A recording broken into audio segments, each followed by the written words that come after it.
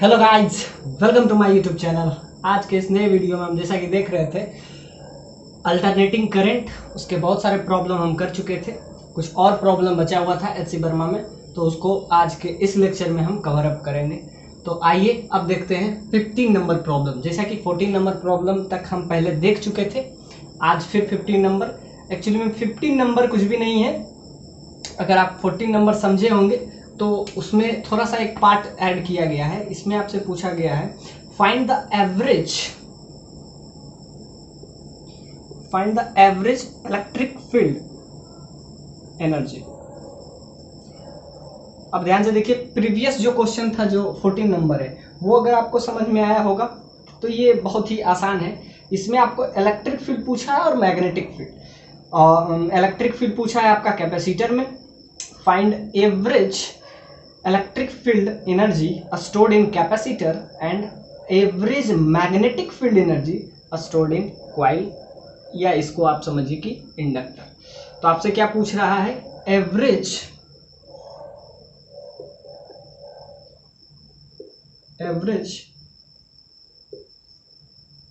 Electric field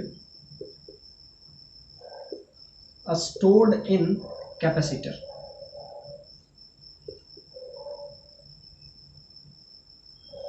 अब ध्यान से देखिए, इलेक्ट्रिक फील्ड इसमें कितना स्टोर्ड रहेगा ये आपसे इस फर्स्ट पार्ट में आपसे पूछा, और सेकेंड पार्ट में पूछा है कि आप बताइए magnetic field.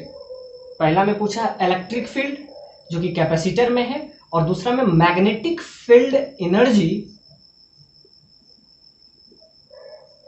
Stored in coil. तो ध्यान से देखिए, फर्स्ट पार्ट में आप ऐसा समझिए, half CB square. Electric field जब भी निकालना होता है कैपेसिटर में तो हम क्या यूज करते हैं, हाफ CB स्क्वायर। यहाँ C क्या होता है, C आपको कैपेसिटेंस ऑफ कैपेसिटर। अब V क्या है, V इसमें होता है, V आपको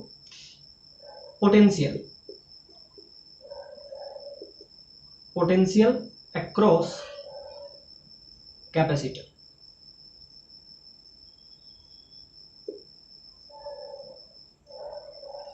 तो जैसा कि इसमें आपको पोटेंशियल निकाले थे, इसका हर कुछ निकाले थे, तो आपको पोटेंशियल भी पता होगा। इसके बीच का पोटेंशियल आया था आपका, किसके बीच का, इसके बीच का पोटेंशियल। तो पोटेंशियल के लिए हम क्या किए थे, V बराबर IR।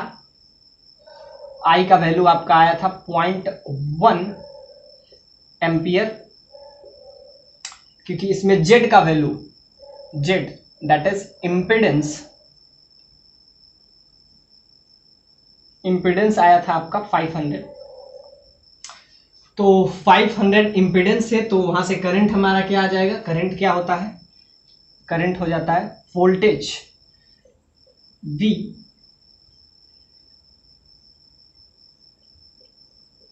RMS। ये IRMS जो होगा वो VRMS। सिंपल सा बात है, VRMS आपको पता है, डिवाइडेड बाय Z क्या है, इम्पिडेंस। तो इसका वैल्यू आपको 50 पता है, VRMS 50, और Z का वैल्यू क्या है 500। तो अब इसमें डिवाइड कर लीजिए, ये आपका आ जाएगा 0.1 एम्पियर। और यहाँ से अगर वोल्टेज अक्रॉस कैपेसिटर निकालना है, इसके अक्रॉस वोल्टेज क्या होगा, तो V बराबर क्या होता है IR। अब ध्यान से देखिए, I का वैल्यू 0.1 है, और आपको क्या दिया हुआ है, इसके बीच में R, इसका आपको क्या हो जाएगा, इसका R निकालिए, तो R इसका क्या होता है 1/ओमेगा इंटू C। ये आपका हो जाता है XC। तो XC का वैल्यू आप निकालिएगा कैसे, 1/ओमेगा C। ओमेगा भी आपको पता है, C भी पता है, तो ओमेगा C का वैल्यू आप निकाल लीजिए।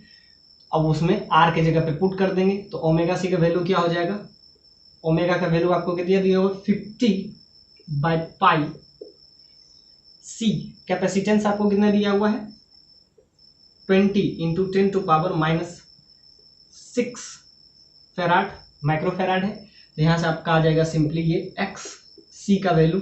तो XC का वैल्यू क्या आ जाएगा सिंपली आपका ये आ जाएगा 50/2 पाई। और 1 मिनट, ओमेगा ये आपको फ्रीक्वेंसी दिया हुआ है, ओमेगा का वैल्यू क्या होता है 2 पाई इंटू फ्रीक्वेंसी। ये आपको एंगुलर फ्रीक्वेंसी दिया हुआ है और वो बस फ्रीक्वेंसी दिया हुआ है, तो ओमेगा का वैल्यू क्या हो जाता है 2 पाई एफ।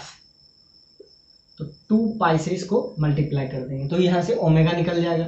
यहां से देखिए पाई से पाई कैंसिल, और यहां आपका आ जाएगा एक्स सी का वैल्यू आपका आ जाएगा सिंपली मल्टीप्लाई अगर हम कर देंगे तो क्या आ जाएगा,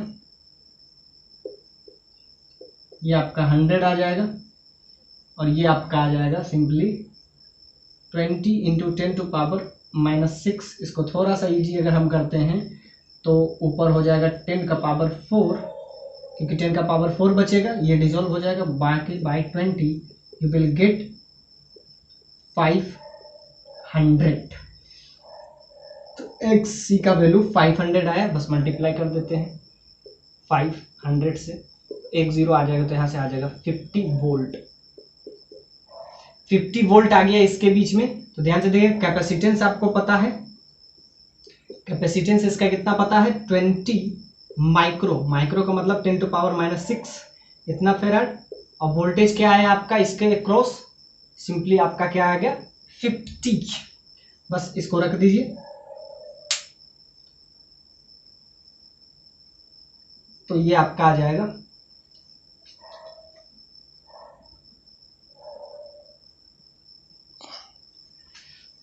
बस रख दीजिए। तो यहाँ पे क्या हो जाएगा 50v² में v के जगह पे हम क्या पुट कर देंगे 50। आपको कैपेसिटेंस क्या पता है, इसका कैपेसिटेंस 20 इंटू 10⁻⁻⁶ फेराड। यहाँ पे वोल्टेज क्या आ गया 50, तो 50 का स्क्वायर आप कर दीजिएगा तो 25 पुट कर दीजिए। इसमें आपको v का भी वैल्यू पता है, v 50 वोल्ट, इसमें कैपेसिटेंस भी आपको पता है, बस पुट कर दीजिए, आपका आंसर यहाँ से आ जाएगा 2030।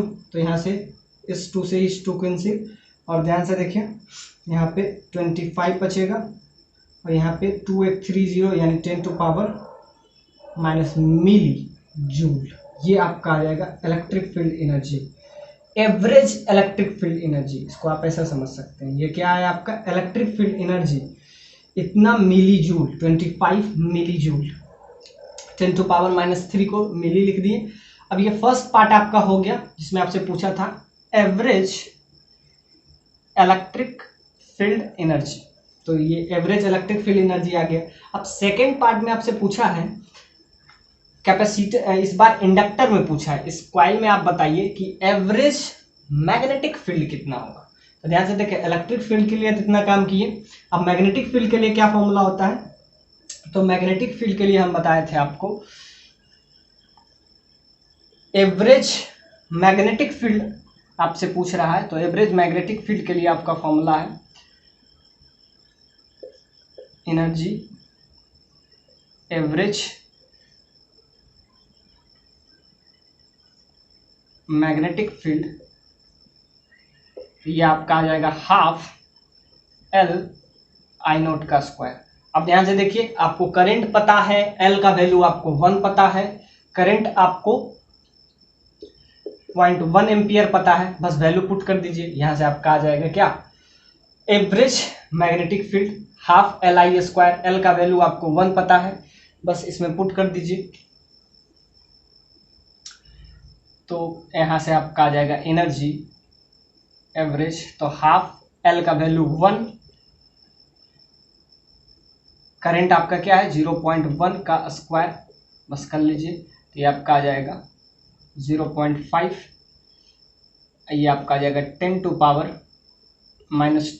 इसको थोड़ा सा और इजी करें तो यहाँ से आपका आ जाएगा 5 मिली जूल, ये आपका आ जाएगा एनर्जी। इतना एवरेज मैग्नेटिक फील्ड एनर्जी है और ये कॉइल में, तो यानी कि दोनों चीज आ गया, इलेक्ट्रिक फील्ड भी आपका आ गया, इस क्वेश्चन में इलेक्ट्रिक फील्ड भी पूछा, मैग्नेटिक फील्ड भी पूछा।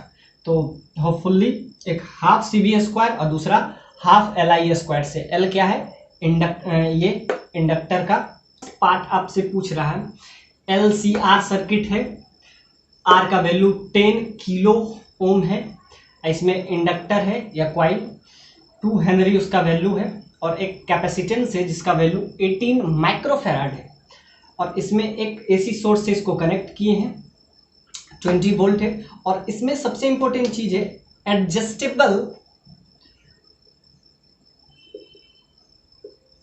Adjustable frequency. मतलब इसका जो फ्रीक्वेंसी है वो क्या कर सकते हैं, एडजस्ट कर सकते हैं, यानी बढ़ा भी सकते हैं और घटा भी सकते हैं। फर्स्ट पार्ट में आपसे पूछा है, ये बहुत ही कंसेप्चुअल प्रॉब्लम है। फर्स्ट पार्ट में आपसे पूछा है what the frequency should B chosen to maximize the current in the circuit, maximize current in the circuit। और लास्ट पार्ट में आपसे पूछा है कि वो मैक्सिमम करंट का वैल्यू बताइए। पहले में फ्रीक्वेंसी पूछा है, फर्स्ट पार्ट में आपसे फ्रीक्वेंसी पूछा है, और सेकंड पार्ट में आपसे पूछा है what is the value of maximum current, यानी मैक्सिमम करंट का वैल्यू क्या होगा। अब फर्स्ट पार्ट में आपसे पूछा है कि फ्रीक्वेंसी बताइए, क्योंकि ये जो है एडजस्टेबल फ्रीक्वेंसी है, मतलब इसमें हम बढ़ा भी सकते हैं घटा भी सकते हैं, तो वो मैक्सिमम वैल्यू आप बताइए जिसपे, मतलब वो फ्रीक्वेंसी जिसपे करंट मैक्सिमम हो। तो ये क्वेश्चन बहुत ही शानदार है। फर्स्ट पार्ट में आपसे पूछा है कि फ्रीक्वेंसी वो बताइए जिसपे करंट मैक्सिमम हो, मतलब वो कहना बस ये चाह रहा है रेजोनेटिंग फ्रीक्वेंसी, रेजोनेटिंग फ्रीक्वेंसी की बात कर रहा है। अब रेजोनेटिंग फ्रीक्वेंसी किसको कहते हैं, ये हम पहले बताए थे कि रेजोनेंस जब XL के बराबर हो, मतलब ये जो है कैपेसिटिव सर्किट,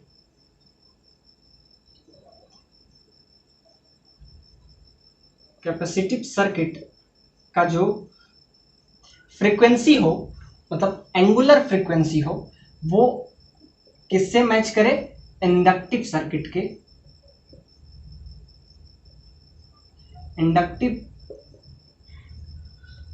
के, फ्रीक्वेंसी से अगर मैच कर गया, दोनों आपस में अगर बराबर हुआ, तो यही सिचुएशन को हम कहते हैं रेजोनेंस फ्रीक्वेंसी।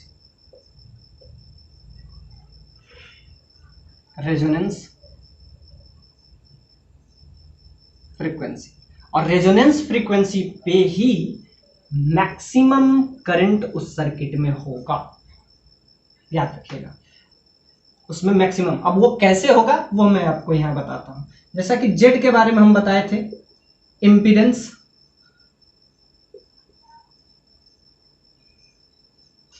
तो अगर हमको क्या चाहिए, करंट चाहिए, तो करंट के लिए हमको क्या होगा, वोल्टेज डिवाइडेड बाय जेड, ये हमेशा होता है करंट।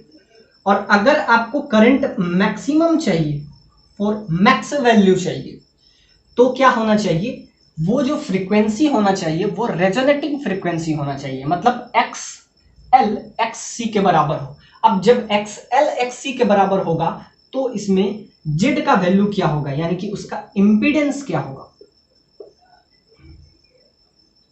इंपीडेंस। तो जेड का वैल्यू के लिए हम हमेशा यूज करते हैं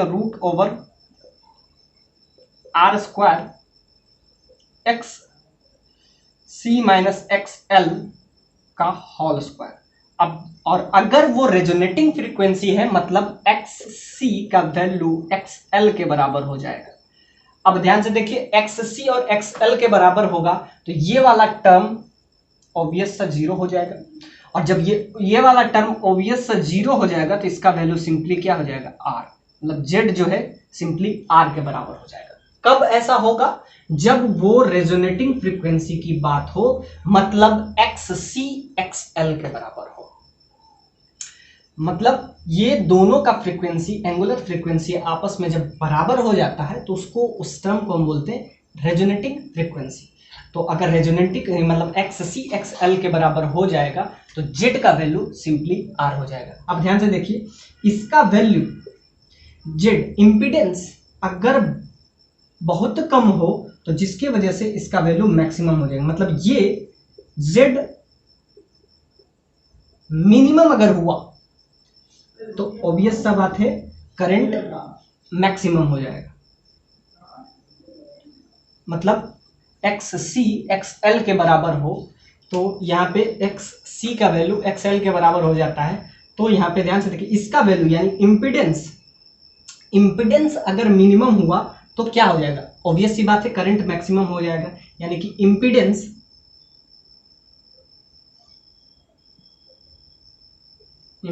शुड बी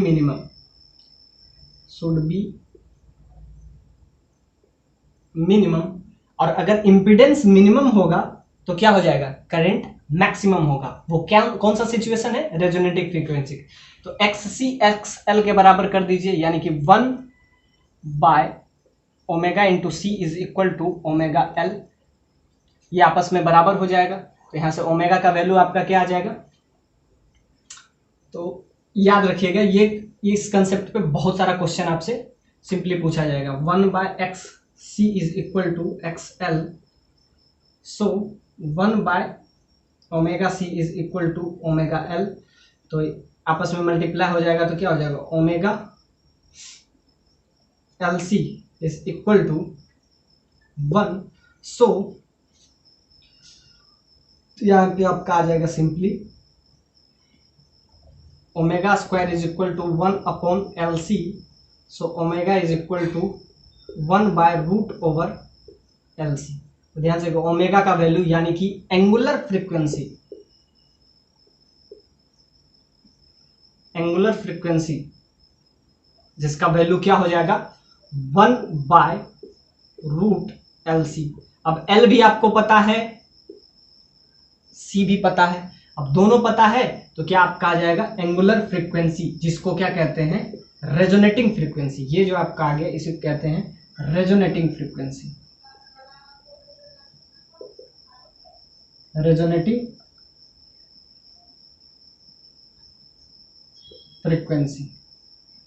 अब रेजोनेटिंग फ्रीक्वेंसी आपका आ गया, उसका वैल्यू आप हमेशा याद रखेंगे रेजोनेटिंग फ्रीक्वेंसी का 1/√LC।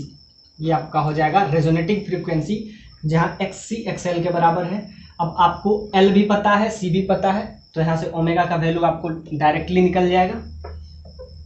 ये फर्स्ट पार्ट आपका हो जाएगा दैट इज ओमेगा√LC। तो L आपको कितना दिया हुआ है, इंडक्टेंस आपको 2 दिया हुआ है, C कैपेसिटेंस आपको 18 दे दिया हुआ है, 10⁻⁻6। अब ध्यान से देखिए एक 36 है तो 36 का क्या हो जाएगा, सिंपली 6 हो जाएगा, और 10⁻⁻6 का क्या हो जाएगा, 10⁻3। तो इतना आपका आ जाएगा, इतना हर्ट्ज आ जाएगा। कितना आ गया आपका, सिंपली ऊपर चला जाएगा तो 10⁻3 डिवाइडेड बाई 6, इतना हर्ट्ज फ्रीक्वेंसी। और ये जो फ्रीक्वेंसी है इसी क्या कहते हैं, रेजोनेटिंग फ्रीक्वेंसी। तो रेजोनेटिंग फ्रीक्वेंसी अब 36 का 6 हो गया और इसका ये वैल्यू आ गई, ये आपका आ जाएगा, इतना हर्ट्ज फ्रीक्वेंसी आ गया। ये आपका फर्स्ट पार्ट में पूछा है what the frequency should be chosen to maximize. तो ध्यान से देखिए ये अगर मिनिमम हुआ और इसका मिनिमम वैल्यू क्या हो जाता है, Z is equal to R। और आपसे लास्ट पार्ट में आपसे पूछा है कि इसका क्या बताइए, what the value of maximum current का आप वैल्यू बताइए। सो मैक्सिमम करंट का वैल्यू आपका हो जाएगा simply V divided by Z। और यहाँ Z का वैल्यू क्या हो जाएगा, सिंपली आपको रेजिस्टेंस दे दिया हुआ है तो इसमें आप बस वैल्यू रख दीजिए। तो मैक्सिमम करंट आपका आ जाएगा, मैक्सिमम करंट के लिए इम्पीडेंस मिनिमम चाहिए। अब मिनिमम कितना हो जाएगा, सिर्फ रेजिस्टेंस के बराबर हो जाएगा। तो ध्यान से देखिए इसमें करंट का वैल्यू आपसे पूछा तो करंट क्या हो जाएगा, सिंपली आपको करंट क्या चाहिए, मैक्सिमम चाहिए, I मैक्सिमम चाहिए, I मैक्स चाहिए। तो क्या होगा, V डिवाइडेड बाय Z। और Z क्या हो जाएगा, सिंपली मिनिमम हो जाएगा। और मिनिमम क्या हो जाएगा, जब XC XL के बराबर हो। तो यहाँ से ध्यान से देखिए 50 वोल्ट ये आपको दिया हुआ है, और अगर आपको मैक्सिमम करंट चाहिए तो Z का वैल्यू मिनिमम होगा, और इसका मिनिमम वैल्यू क्या होता है, Z का मिनिमम वैल्यू क्या हो जाता है, सिंपली R का वैल्यू आपको दे दिया हुआ है 10 × 10⁻³ ओम। तो ये आपका आ जाएगा सिंपली, तो ये आपका मिली हो जाएगा 5 मिली एम्पियर का करंट, 5 मिली एम्पियर का करंट आई कि इंडक्टर कॉइल है और इसको कैपेसिटेंस के साथ सीरीज में कंबाइन किए हैं। ये आपका इंडक्टर है, ये आप समझिए कॉइल, ये आपका कैपेसिटर है। इसको हम किससे कनेक्ट किए हैं, सीरीज में कनेक्ट किए हैं 20 वोल्ट के साथ, और ये आपको आरएमएस दिया हुआ है, इसका मैक्सिमम वैल्यू आपको दिया हुआ है 6 एम्पियर। अब कह रहा है कि लास्ट में इसको एक बैटरी से कनेक्टेड किए हैं, समझिए कि एक सेल है, सेल से कनेक्ट किए हैं जिसका ईएमएफ 12 वोल्ट है, और इंटरनल रेजिस्टेंस ये आपका है, इंटरनल रेजिस्टेंस जो कि आपको 4 ओम दिया हुआ है, और आपको क्या निकालना है, करंट। जब हम इसको बैटरी से कनेक्ट करते हैं उसके बाद इसमें करंट का वैल्यू, आई नोट का वैल्यू आप बताइए। पहले हम इसको कैपेसिटर और कॉइल को सीरीज में कंबाइन किए हैं, और इसका जो है ईएमएफ आपको 20 वोल्ट दिया हुआ है। तो सिंपली ये प्रॉब्लम बहुत सिंपल है, क्या करेंगे, आपको यहाँ से करंट आपको दिया हुआ है तो पहले रेजिस्टेंस निकाल लेते हैं। तो ध्यान से देखिए, रेजिस्टेंस क्या हो जाएगा, सिंपली V/I। V कितना दिया हुआ है, 12 volt, divided by current, maximum current, RMS current. RMS current आपको दिया हुआ है 6 एम्पियर। सो आपका रेजिस्टेंस आ गया, यानी इस दोनों का रेजिस्टेंस आपको सिंपली क्या आ गया, 4 ओम। लास्ट में क्या किए, इसको हम एक बैटरी से कनेक्टेड किए, यानी ये था एसी सोर्स। अब लास्ट में इसको इंडक्टर और ये कैपेसिटर को लास्ट में एक बैटरी से कनेक्टेड किए, जिसका इंटरनल रेजिस्टेंस आपको दे दिया हुआ है, इंटरनल रेजिस्टेंस 4 ओम है, और इसका जो ईएमएफ है समझिए कि 12 वोल्ट है, और ये आपका चल रहा है। तो ध्यान से देखिए, इस दोनों का रेजिस्टेंस आपको निकल गया था फर्स्ट बार में, और उसका कितना आया था, 4 ओम। अब ये 4 ओम और ये 4 ओम दोनों मिलके लास्ट में इफेक्टिव रेजिस्टेंस आपका हो जाएगा 4 ohm plus 4 ohm, that is 8 ohm. अब ध्यान से देखिए, इफेक्टिव रेजिस्टेंस है, आपको ईएमएफ पता है, तो करंट नहीं निकल जाएगा। करंट क्या हो जाएगा, सिंपली V/R, ई समझिए इफेक्टिव, और ये आपका ईएमएफ दिया हुआ है वोल्टेज बाय सेल। इसमें सेल जो यूज किए हैं तो उसका कितना है, 12 volt divided by 8, you will get 3/2, that is 1.5 ampere.